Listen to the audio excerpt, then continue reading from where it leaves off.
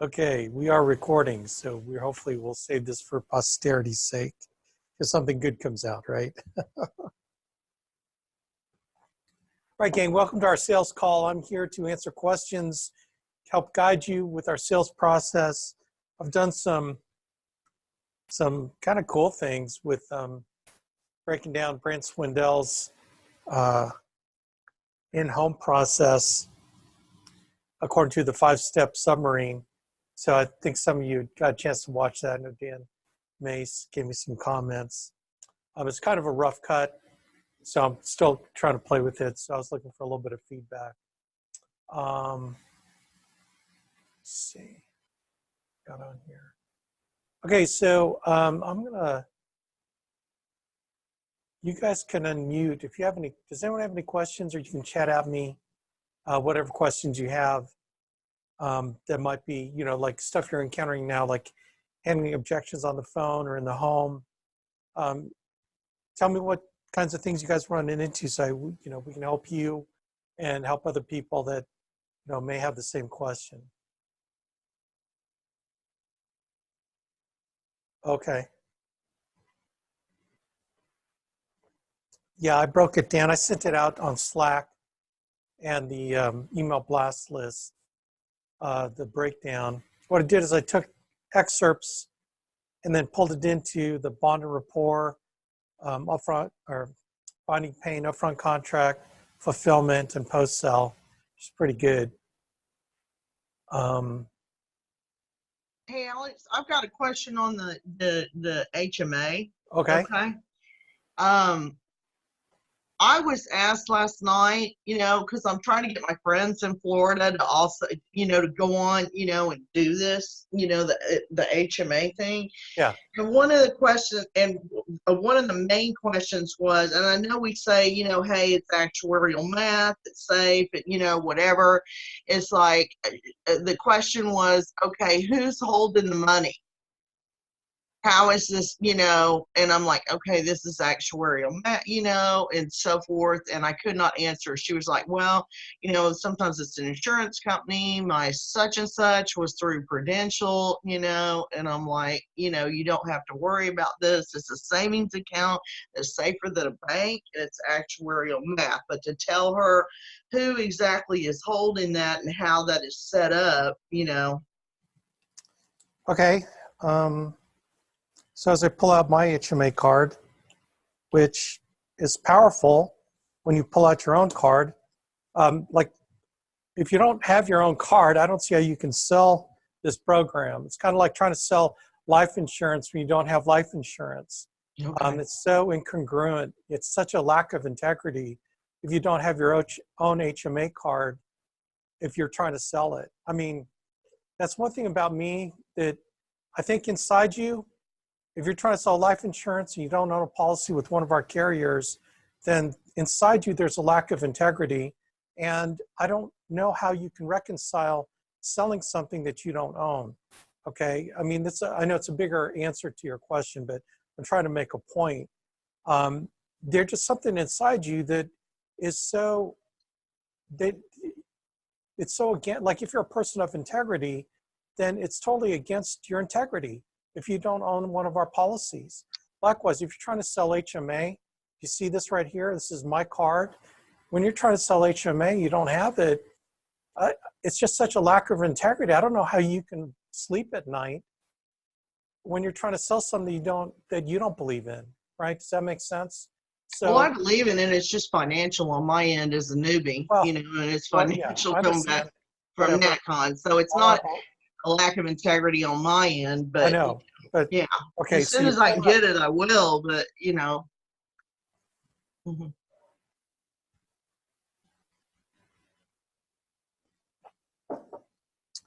Okay, so who holds the money? I pull my card out, I look at it, and on the back, oh, it's got some cool thing. This is a Bancorp card. This card is issued by the Bancorp Bank pursuant to the license from Visa USA. Bancorp Bank, member FDIC. Okay. Okay. So Bancorp holds the money. So I asked the question, so do you have a debit card? And then what do they say? Well, yeah. So who holds your money? My bank. Exactly. This bank holds your money. Your money's in a prepaid debit card that is your money that you access through this card right here. So that's how we answer that question. Does that make sense? Yes, and if they start going down the road of being afraid because of the, what happened with the banks and stuff like that, then just, that's Well, I mean, if you're afraid of banks, then you should be afraid of your own bank. exactly. I mean, when they say, well, like the question comes up about, well, what if someone takes off with my money? Or how do I know they won't take off with your money? Okay, so where is your debit card located? PNC, Chase Bank? Yeah. Okay, so how do you know PNC or Chase Bank won't take off with your money? Right. See, Excellent. the answer to objections is through asking questions, questions that, that they can relate to, that they understand. So they end up answering their own objection, right? Mm-hmm. So the common one is, well, where did they get the money? How can they do this? Okay, do you know how life insurance works, Joe? People, we sell life insurance. We write, I don't know, a couple thousand applications a week, right? Insurance companies are issuing life insurance policies every day. So I guess my question is, when you buy, when's the last time you bought life insurance? Oh, I don't know, five years ago. Okay. So when you bought your life insurance, did you have a question? Like, wouldn't you ask that same question? Like, I spent $50 on my premium. If I died tomorrow, they're going to pay out $100,000. So what happens if everyone died tomorrow? Then how are they going to come up with all the money? That's basically your question, isn't it? Well, not really. I mean, how do they come up with the money to pay the medical? Okay, let me rephrase my question again. Okay, when you bought life insurance, you paid, what was your premium? $50 a month for how much? 100,000.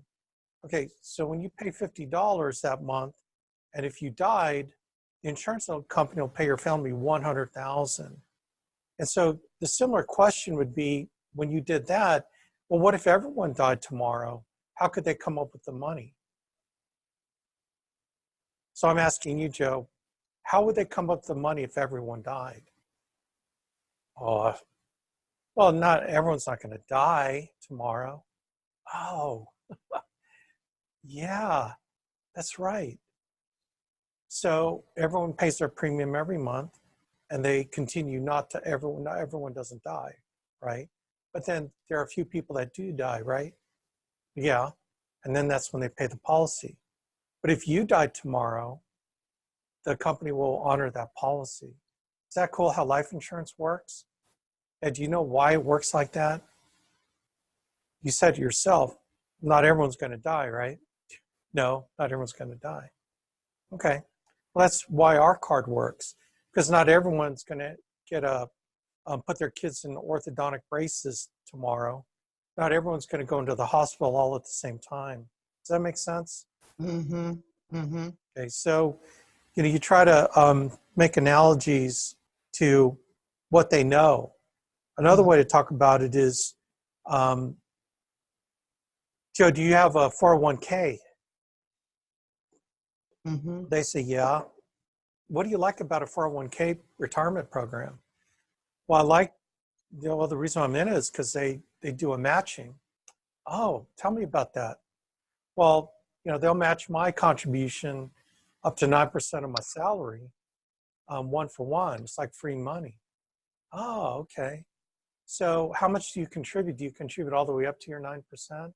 Oh, well, I do more than that. Okay, red flag. So you can talk to them about what to do with that extra money instead. But, okay, so you really believe in it. So let me ask you this question. You like the matching. Can you spend the money right away? Like they match a 1-for-1 at the end of the year. Let's say they put, $20,000 in your account. Can you use that money right away? Well, no, it's for retirement. Oh, okay. So how long is retirement from now? 30 years. Okay. Okay. Well, our card works very similar. There's a matching component to it. And even though you have access to the money right away, it doesn't make sense to use the money right away because the matching doesn't really max out until towards year 3. So you'd have this money going in there and the matching starts increasing over time to where by year 3, you're going to have nearly double your money depending on the account. In some cases, if you have a large enough account, it may almost triple your money. So does that make sense? So that's another way to use an analogy for them to understand how the HMA program works. Does that make sense? Yes, it's questioning. It's rephrasing it all to question, question. Yeah, and because I know you have a tendency, because I hear you all the time, you tell people a lot of stuff. And when you try to explain stuff, you start being a salesperson. And when you start sounding like a salesperson, you lose the client because they got to decide whether or not to believe you. It's kind of like a politician. Yeah, when do you know when politicians lie? When their mouths move, when their mouth moves, right? And so when you're in a position of being a salesperson, when you start telling them stuff, they got to decide whether or not they believe you. So I'd rather pull out information from them because they believe themselves, right? They believe what's coming out of their mouth instead of what's coming out of yours. Very rarely do people object to what they're saying. Does that make sense? Yeah, and they, and especially if it's your friends and you're new and you're overzealous, because you're wanting to give them something good and then they want to do the research. And then you find out on the back end too, that if you also don't set it up to where it's like you're really like on a Skype or something with them, that, they really didn't do the research that they said they were going to do if they have just your link. Or if you don't have it set up to where it's like 30 minutes after they've reviewed it, then you're also shooting yourself in the foot, even if it's somebody that you've known for years and years. Yeah, some people sometimes they're clouded by your friendship. It's almost easier to show someone this who you don't know, and I think a picture a picture is worth 1,000 words. In fact, I'm working on the ATM. The ATM 6.0 came out, and I'm thinking about adding something because I think, like I said, a picture is worth 1,000 words. Let me show you what I mean. Okay, so I've done, a million. It seems like 1 million HMA boot camps. Like my last boot camp was like 2 hours. I did it with Jonah. We went into every frequently asked question. It was grueling, but I definitely got the point out. Where'd my chat go? Okay, anyway. So this is kind of the basic front end to that FAQ. But the picture is where it makes the difference. So you show the client, okay, so this 10,000 program, you're putting $140 a month over 35 months. And you can see that the matching doesn't really start out very well at the beginning, but it starts increasing over time. So when you put $4,900, you got $10,000 in your prepaid debit account to spend on out-of-pocket medical expenditures, whether it's copays, deductibles, pharmacy, elective surgery, acupuncture, nutritionists, allergists, whatever. And so let's say you got maxed out in year 3, let's say you use $4,600 of your account for medical expenditures that year. And so your account drops, right, to a little over half what's in there. And so when it drops, you just continue to make your $140 a month, and then you build your account back up.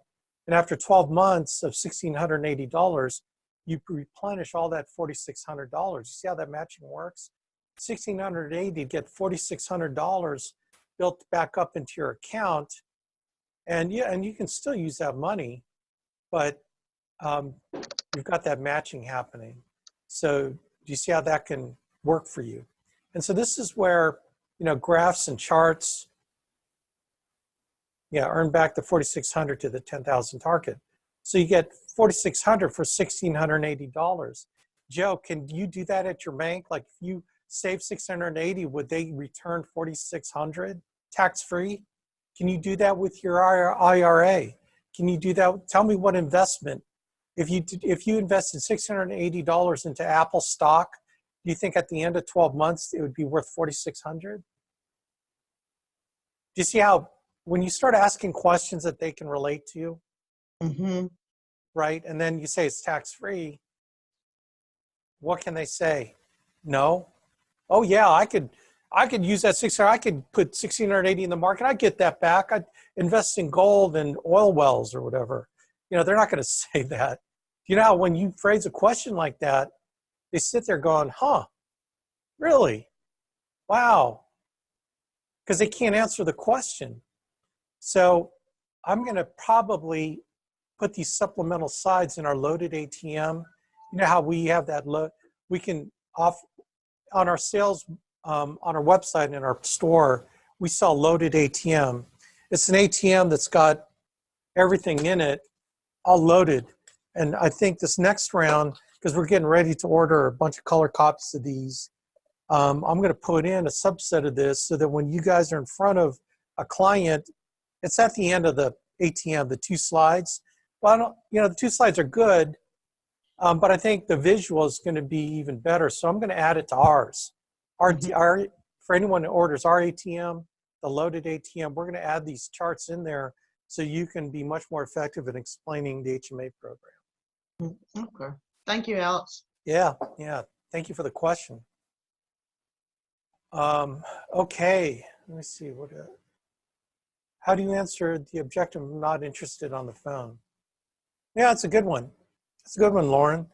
So when they say I'm not interested, and the key to answering these I'm not interested objections is to get, you know, real relaxed and chatty with them. And so my standard one, Lauren, is if I can keep them on the phone. And that's the one thing, is to try to keep someone on the phone. The longer you can keep someone on the phone, the higher probability of you being able to book that appointment. Some people just hang up and there's not much you can do with that. But when they say, we're not interested, okay, fair enough, great. But that's why I'm calling. You know, take me back to when you first filled this out. Was this last year? Okay, question, right? Was this last year or a few months ago? Oh, I don't know. It was sometime last year, great. So take me back to when you first filled it out. When most people fill this form out, and now let's say it's mortgage protection. When most people fill this form out, they're worried that their family's not going to be able to make the mortgage payment if they die, or excuse me, when they die, and they don't want to leave their families burdened with that, possibly losing the home. Now, is that what you were looking for, or were you looking for something completely different? So do you see how I set that up? It's the optometrist either or. I'm trying to get them to answer a question. So take me back to when you first filled this out. Was that last year? Was that a few months ago? Do you remember? I'm trying to get them to answer my question. It's a small question. It's not a detailed question. It's a small question. If I can get them to answer that question, because it's a stepping stone question to determine if this person I have a chance to turn around. If they say, no, we're not interested, click, well, that's what I wanted to know. I wanted to know if I have a chance, right? How I know I have a chance is if they answer that first question, okay? It's kind of like a drug dealer. They give someone some free cocaine so they can get them hooked, and then, you know, they get them paying for it. Here, probably a bad analogy, but anyway. I'd rather use the analogy like, hey man, why don't you come out to my church, man? We got this great band, and man, I think you'll enjoy the music. So you get them come to church and they like the band, but all of a sudden they hear a message that penetrates them. And then, hey man, you want to come back next week? Oh yeah, this is really great. Okay, I'll use that analogy. That's one or positive analogy. And so when they answer that little question, it's a gateway question to, okay, I got a chance, baby. So the second question is, so when most people fill this form out, like take me back to when you filled it out. When most people fill this form out, they're worried, okay, emotional word, worried, okay? And you gotta use emotional words. Man, I haven't taught this stuff. This is Sandler stuff. This is hardcore Sandler. Okay, this is the stuff you get in the 49 rules. 49 timeless selling principles and how to apply them, the Sandler rules, okay, using emotional words. When most people fill this form out, again, most people, you want them to be, everyone wants to be like everyone else. When most people fill this form out, they're worried that when they die, there's no question, so everyone's going to die. When they die, they don't want to leave their families burdened with a mortgage payment that they can't pay. And the possibility of losing, they're worried about the possibility of their family losing their house, being kicked out of their house. Now, is that what you were interested in, or are you looking for something completely different? So whether they say, trapping, whether they say one or the other, it's one or the other. Well, we weren't really looking for that. Oh, interesting. What were you looking for? Well, we're looking for a disability, like if I got hurt and not unable to pay the mortgage. Oh, perfect. We have programs for that. Hey, listen, I'll be coming out to your area Thursday and Friday this week. Usually home after 5 p.m. with you and your wife, you and your spouse, then you book the appointment. They say, well, yeah, that's what we're looking for. Great. Look, this only takes about 15 minutes. They got me coming out to your area. They just said that that's what he was looking for. So all of a sudden they're interested. They went from not interested to interested. It's almost like that not interested is just a canned, type of thing. But the real key is trying to get them to answer the question, the little feeder question, the simple question. Does that make sense, Lauren?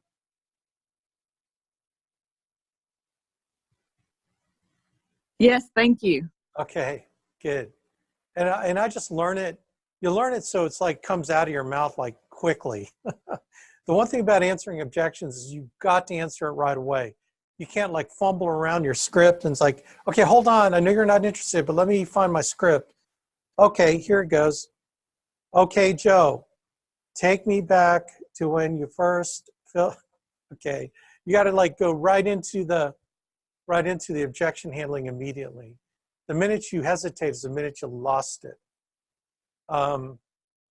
Yes, Jonah is awesome. You posted info on Slack with examples of high producer schedules. For Jason Carey, there was a reference to it being very important to use stronger tie downs for appointments 48 to 72 hours. Okay, yeah, stronger tie downs. Okay, well, the stronger tie down. So 48, when you go beyond 48 hours, your no-show rate goes really high. Okay, and so those, if I do it beyond 48, I'll reconfirm that appointment, which I normally don't. But if it's beyond 48 hours, and then I'll double book that appointment. I'll book another appointment over that appointment because I know it's going to be soft, right? But here's an example of a strong tie down. So after I'm done with them, say, by the way, Joe, are you and Mary pretty good about keeping your appointments? And I shut up. Well, yeah, I mean, yeah, we're pretty good. Pretty good? Pretty good. Pretty good is a wishy-washy word. Let's say, yeah, we're good at, okay. Well, let me tell you why I asked that question. Have you ever, again, asking questions, have you ever made an appointment with like your doctor, or like when your wife was pregnant and you went to the OB for an appointment and he was out on a call and you had to wait there for like an hour and a half and decided we can't wait here this long? Or you ever had a situation where you showed up, you're excited about sitting down with somebody and then they no-showed you or they were late? Or did that ever happen to you? Then I shut up. Well, yeah, that's happened. How did that make you feel? I shut up and let him answer the stupid question. How'd that make you feel? I'm nice. How'd that make you feel? Well, I didn't really like it very much.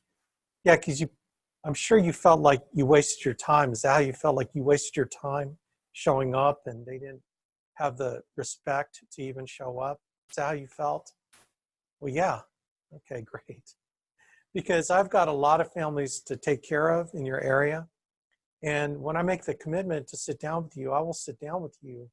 But if I show up and you're not there, that could have been another family that I could have helped protect their families. Does that make sense, Joe and Mary? Oh yeah, it makes sense. Okay, great. So can I count on you being there when I show up? Okay, is that strong enough for you, Dan? Yeah, that makes sense. Thanks, Al. Yeah, and I'm serious about that. You know, it's like, okay, I promised myself this year I'm not going to be too bold, okay? Let me say it like this. You need to be bold enough to ask the tough questions in a nice way, disguising in your voice your contempt for people that no-show you, okay? But putting it on them to remember what it was like. Okay, another thing is, do you see any reason why you wouldn't be able to be there? You and your wife wouldn't be able to be there. Okay. Now, you better show up to that appointment, right? When you tie that sucker down hard, and then again, I'll double book. Remember, I'm in control, man. It's my schedule. Great, thank you. Yeah, you're welcome. It's a great question. Is it possible to do a good job of finding pain that you cross the tail, have too much fear, and then all of a sudden they say they are not going to die? Too much pain. Is it possible to do a good job of finding pain that you cross the threshold of too much fear, then all of a sudden they say they're not going to die? Honestly, Lori, no one ever finds too much pain. No one ever finds too much pain. That's not a possibility for new people. I don't know of anyone brand new that I've ever brought on in my 20 years that ever found too much pain. Now, pain finding is a skill, and you can go overboard.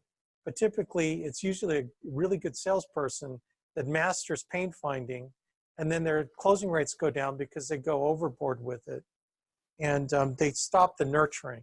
So here's what happens. Like Laura, you don't got to worry about this because, I mean, you're not there yet. But when you get to be good at pain finding, a lot of guys that are good at pain finding get into this power section. Okay, and the power thing is you're so good at manipulating emotions that you start enjoying doing that. Okay, and then some of the top guys do the pain finding in the Sandler system. They do it in such a way that they feel it feeds their ego to control someone's emotions. And with the neurolinguistic programming stuff, this is like a lot of the pain finding comes out of NLP. This is where NLP master practitioners have to take an ethics part of their week-long master practitioner course in NLP that they're going to use it ethically. Because if you got a big ego and using NLP techniques, then you start getting turned on by the manipulation, because you can psychologically manipulate people, especially in the pain finding process. Again, none of y'all are like that. And I'm not going to talk about me. None of you are even close to being like that, but those guys can crank it down, and it's a little bit of bad use of using NLP techniques. So I don't think anyone on this call can worry about that. Because number one, I don't think any of you are driven, at least the ones I know, are driven by that need to manipulate, that sense of power that you get from manipulating people. I don't think anyone of you are there. So pain finding, no one does it enough. The reason why most of you don't close is because you're not strong enough on the pain finding. And the reason why you're not strong enough on the pain finding is that you weren't good enough on the bond and rapport. Okay, you're not good enough on the bond and rapport. Pain finding totally rests upon bond and rapport. Okay, so So that's kind of a interesting question. In fact, let me show you something. Well, can I rephrase that, Alex? It does have to do with the bond and rapport. And on the phone, even 10 years ago, they used to say, look, be a friend, but don't be too close of a friend. You know, if people automatically, you know, would be bonded to you like that on the phone or in person, like get in, get out. There's a fine line with that. That's kind of what I'm asking you, if I'm phrasing that correctly. There is no, you can't overdo bond or rapport as long as you know what you're in there to do. Now see, look, the job of bond and rapport is not to become their best friend. Well, that's exactly what I'm saying. Sometimes people will just be so close, they'll get so close to you, even on the phone or in person and up front, and it's like you cross that. That's a crossing of a line, and then it makes it a more difficult sale. There's a fine nuance to that, because Brent, Okay. y'all are getting it to that point, but yet you're still being the professional. It doesn't cross that. Okay, let me tell you where that question is coming from for you, Lori. Mm-hmm. People get to be so nice with them that you're afraid to be bold with them. You're afraid to ask them the hard questions because you're trying to be liked. You're trying to be so nice. Like some agents think bond rapport is being so nice that you're going to nice your client to buying a policy. Where the opposite happens, you're so nice to them that it's easy for them to tell you they want to think about it, right? And so it's kind of a red herring question. It's not being so nice that they like you, that they're going to buy. It's building a bond of rapport so you understand them so that you can talk to them about and ask them the harder questions that they're willing to answer, okay? And being bold enough to ask those questions. You're not concerned about what they think of you. Because a lot of people, let me tell you something. A lot of people get into sales and they think they can but they have a severe problem of wanting to be liked. And a salesman that wants to be liked and they have a need for affirmation from other people will die in this business. They will forever die. And if you have a self-image such that you need affirmation from your clients, oh my gosh, man, go to therapy, number one. Buy the HMA card so you can use the telemedicine, right? And get, money for counseling. Because, oh my gosh, sales is not, okay, I'm going to calm down, okay? I promised myself I'm not going to be harsh. Okay, sales is not where you want to get affirmation from, man. You get affirmation from your Lord in heaven because he loves you. You get affirmation from your family that loves you. But you do not ever seek affirmation from your clients. Does that make sense? I'm being too harsh. I'm sorry. How can I say it softer? How can I be kinder and gentler? I don't know how I can be that way. Okay, bond rapport is not seeking affirmation from a client. Bond rapport, the objective of bond rapport is to get them to trust you and get them to believe you and get them to answer your hard pain questions when you ask them, so tell me about what happens when Joe dies. Okay, does that make sense? Lori?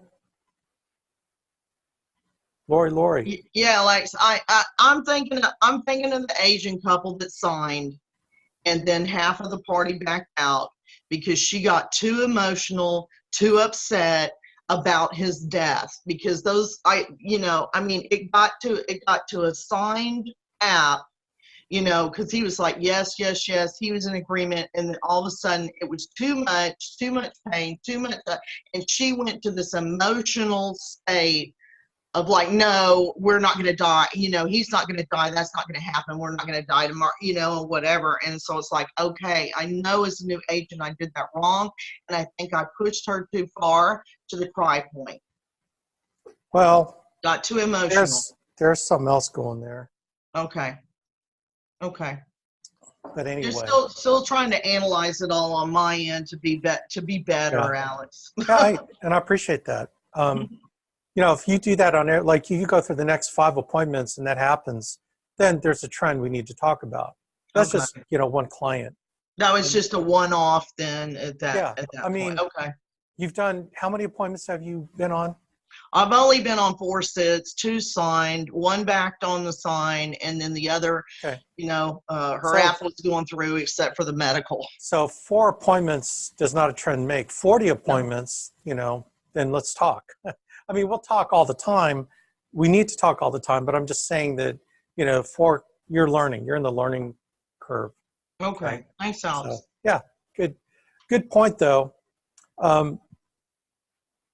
So this is Brant. His bond report is just so laid back. Just listen to his voice. In 6 years Whoops. total. No things that y'all. Maybe I'll go over that later. Can you go over an HMA cold call? HMA cold call. Curtis, so like who you cold calling? Cold calling like an HR person? Yeah. Yeah, okay. So look, we're not the experts. No one's an expert yet on HMA.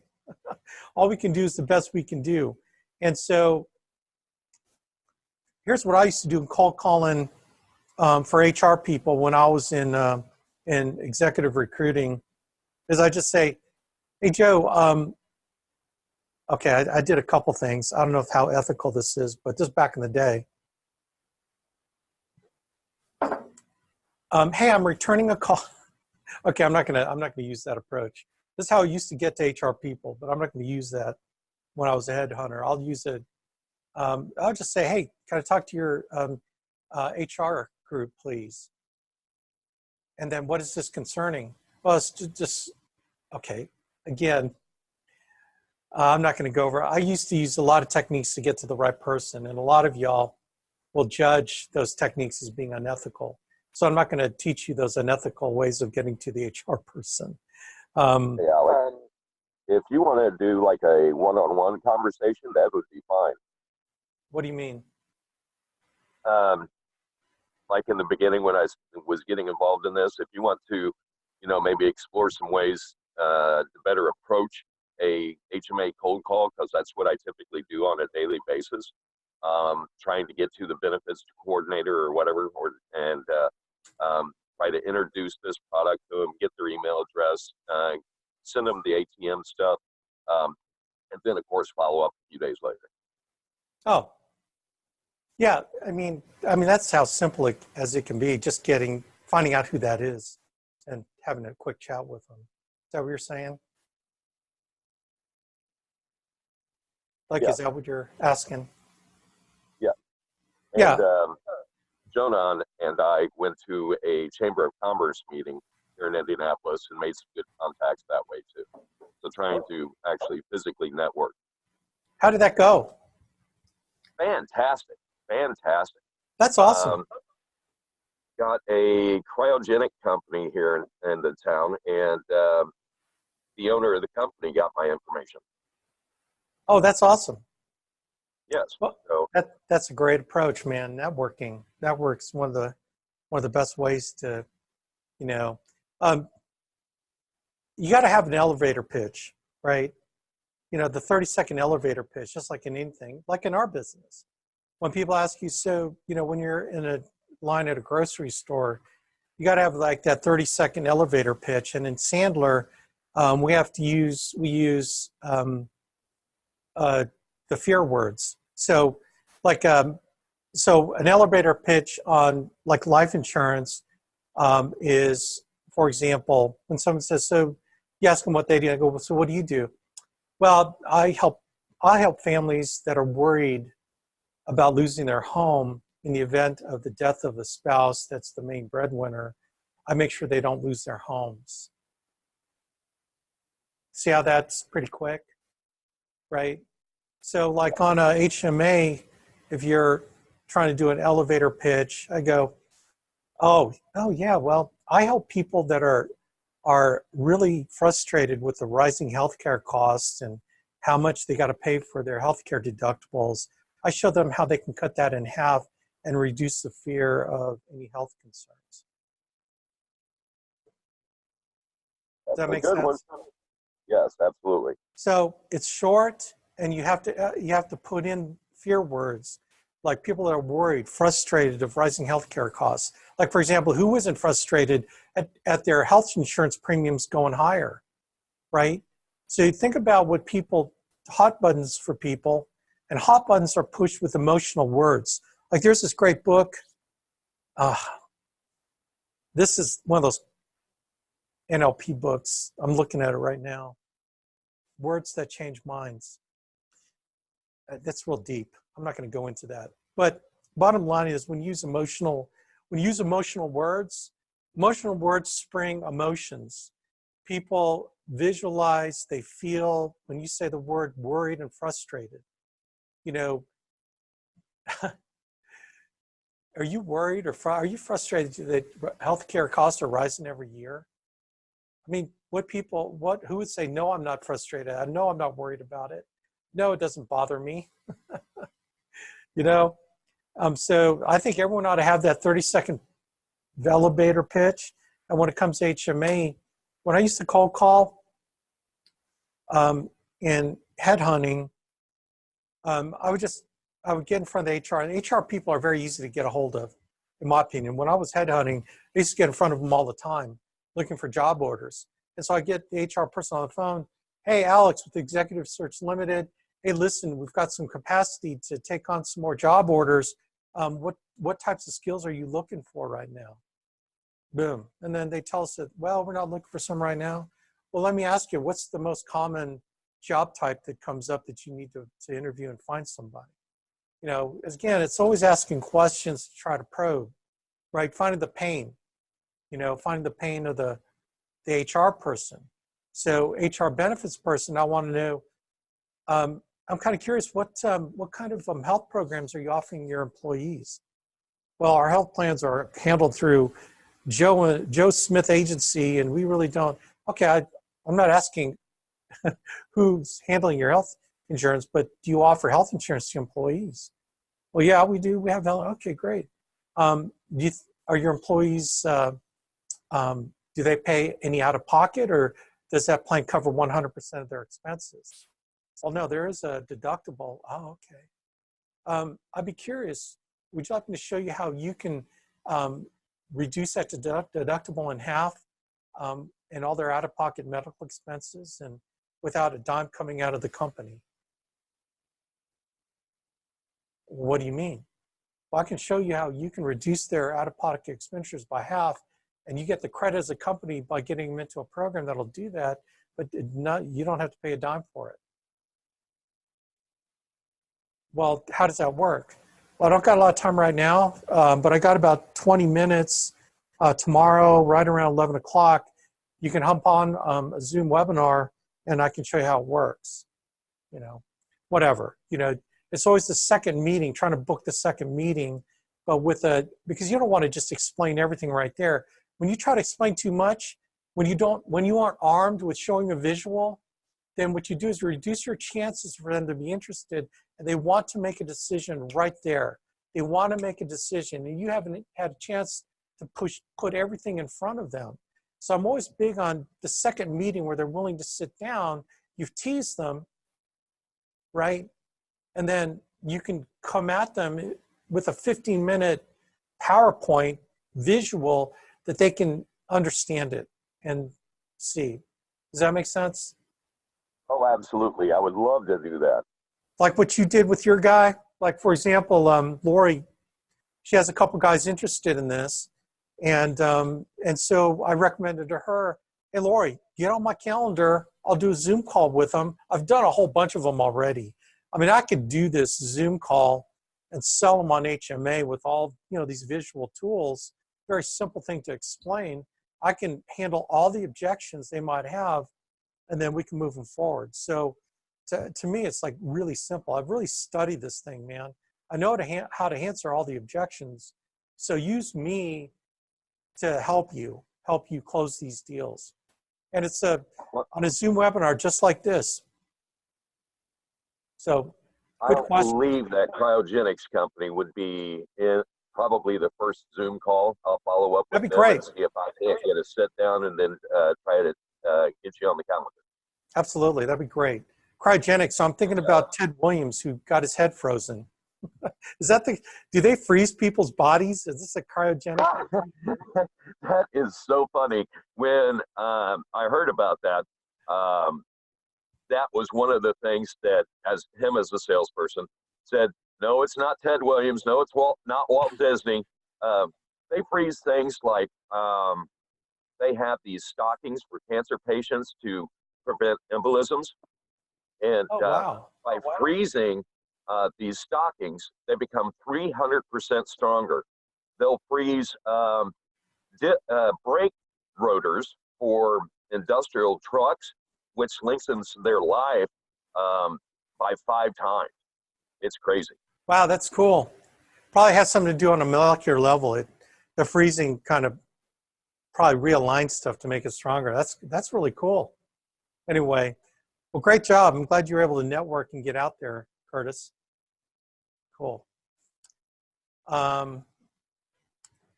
Okay, what do you suggest for the following mortgage protection objection? I really don't know what the form was. I thought it was something from the bank that I needed to fill out. Oh yeah, well, I thought I just had to fill it out. Okay, so when someone says that, I always go back to, so what is their pain? Do they have pain? So on something like that, oh, I thought I just had to fill it out. Oh, okay. Well, when you filled it out, let me ask you, when most people fill this form out, they're worried that when they die, their family's going to be burdened and frustrated, that they might, or worried about not being able to stay in the home because they can't afford the mortgage payment. Now, is that what you were looking for, or was there something different? And so you can still use the same thing, bring them back to, what happens if. You could also rephrase it like this. Well, let me ask you a basic question, Joe. You thought you had to fill it out, but, outside of work insurance, because that's something you're not in control of, what happens when you die? Will your family be able to keep the home? Okay. And again, Misty, that's just trying to get them to get into the discussion about finding that there is pain there to handle. Well, I've got work insurance. Yeah, most of our clients have work insurance. We recommend that they keep their work insurance, but has anyone ever been laid off from your company? Again, asking questions. Well, yeah, okay. When most people get laid off from the company, they aren't able to keep their benefits. So most of our clients have work insurance, and most of our clients have work insurance to cover income protection. Do you know the difference, what income protection is? Kind of, but, well, income protection covers your income. So when you die, your family loses your income, right? Again, question. Yeah. And when they lose your income, they're going to be hurting financially, correct? Yeah. So your work insurance covers what, 3 years or 5 years of your salary? Well, yeah, that's 3 years. Okay.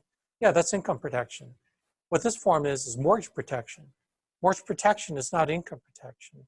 So mortgage protection covers a mortgage. So it'll pay the house off, or we can give your family enough money to refinance it so they can still afford to live in the home, right? So they have me coming out in your area Thursday and Friday. Are you and your wife usually home after work? And then I book the appointment. Does that make sense, Misty?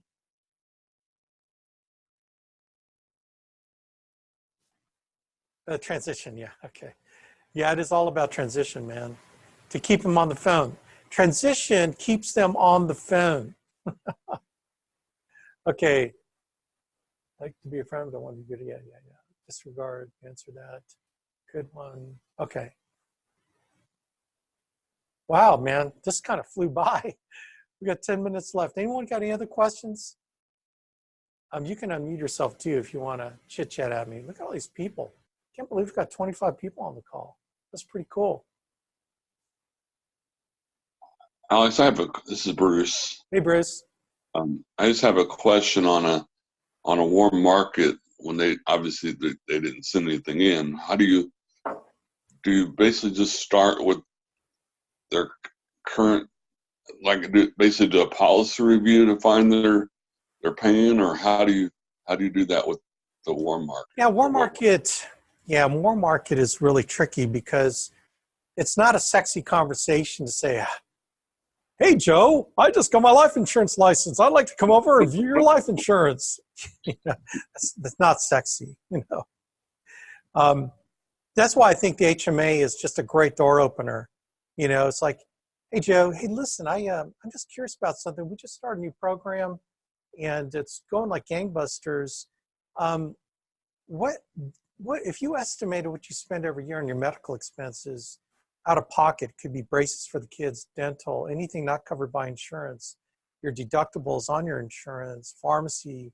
I mean, if you had to wrap it all in one, I mean, what do you think you spend? A couple thousand, 1,000, 2,500?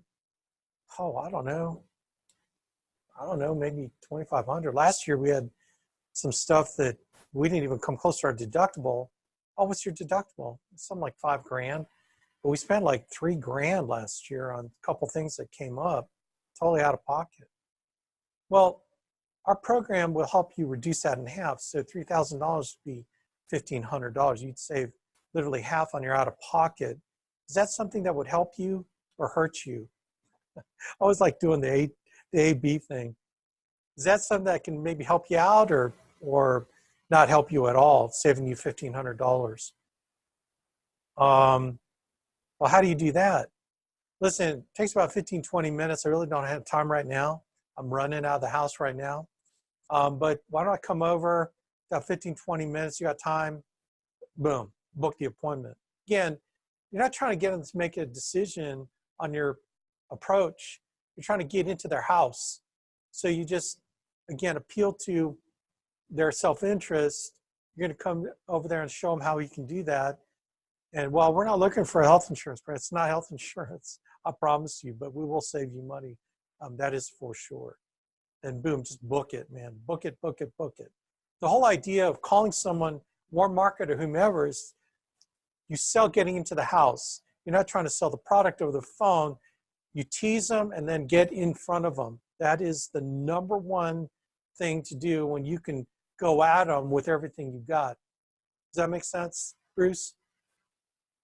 Yeah, well, I guess I was more interested in once you're in the home, as far as a normal life insurance. Yeah. So, okay. So let's say I'm talking about HMA and say, by the way, listen, a lot of people I know have life insurance, but do you have mortgage protection?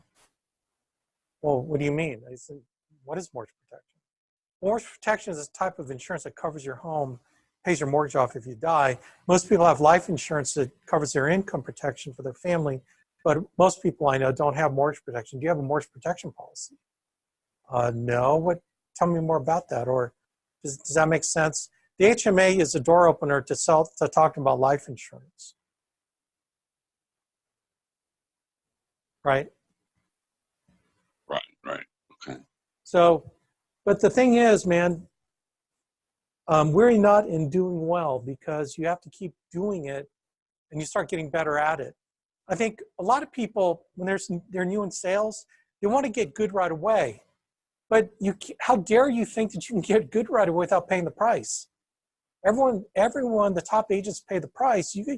No one's any different. You're not different. Everyone gets through after years of experience. They start getting better and better. But it's not years, it's not time. It's the number of appointments that you go on. The more people you call, the more you're going to get better. But Alice, I want to get better before I make calls. That's the chicken and the egg argument, right? How can you expect to be better? Well, Alex, I want to be a pro basketball player, okay? But I'm going to study the game first, okay? Are you going to start practicing? Well, I want to study the game first so I really know the mechanics of how to shoot and the mechanics of dribbling. But Are you going to practice? Are you going to get good at it? Well, I want to make sure I want to be really, really knowledgeable before I get out there. It's like, okay, it doesn't work like that, right? It works by you getting out there and putting the work in and getting beat up. Part of the thing about sales is you got to get beat up, man. You got to learn how to handle the rejection in sales. Again, that ego thing, right? The ego thing. Sandler has a really good way of saying cover your belly button, right? And that's code word for don't take anything personally or emotionally. Okay, cover your belly button.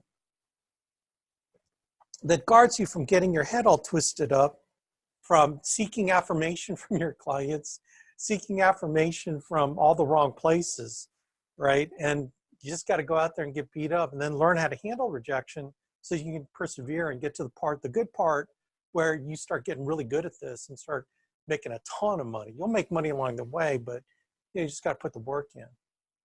HMA question, what is the age limit on a family plan? 150. Oh, you mean the kids? Under 25. At the age of 25, they got to get their own HMA, program, okay? Single mom with a 17-year-old, her daughter can be on the program. She'd have her own card. It's kind of cool. But you may not want your child to have her card. She may go to the pharmacy and start buying aspirin and all these other things. Anyway.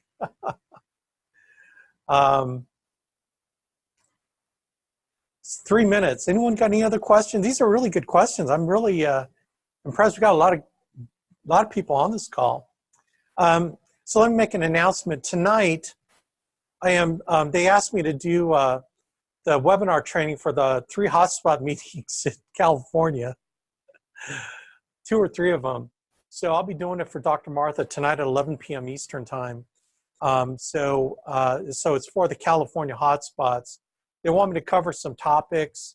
So I'm gonna blast out that Zoom call link. It's not on mine. So if you want to, sit in on it, you certainly can. It's 11 p.m. Eastern. All right. Sandler. David Sandler, he's in charge of the Sandler sales system. He wrote this book, You Can't Teach a Kid to Ride a Bike at a Seminar. I've been a President's Club member.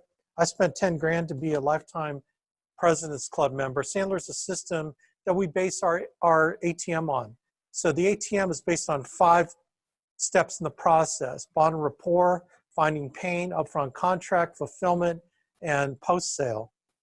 And those are 5 of the 7 Sandler steps. Now I've been teaching Sandler. In fact, our ATM really revolves around the Sandler system. And I've been teaching Sandler since day one when I first started with the Alliance and helped Andy start the company 20 years ago, especially when we were with the other agency. Then we started the Alliance in 2002.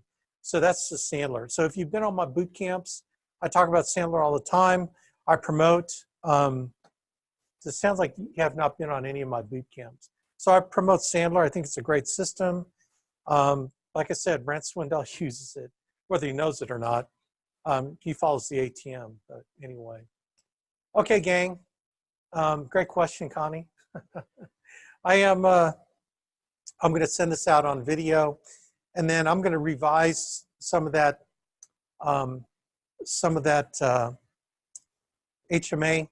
Well, the Brent Swindell breakdown. I'm going to break that. I'm going to add a few things to it because we really don't. He doesn't cover the HMA, so I'll probably do an add-on to the HMA part of that video. So anyway, gang, thanks for plugging in. And man, people are getting on GMRs, man, and they're getting leads, and they're calling leads or booking appointments, and lo and behold, people are closing sales this week, man. They got jacked up out of the function, and they're pounding the phone, getting in front of people, man. Join the party. It is rocking right now. So, man, don't be left behind. Get with Ginny on leads, and rock on, man. God bless you all. Take care.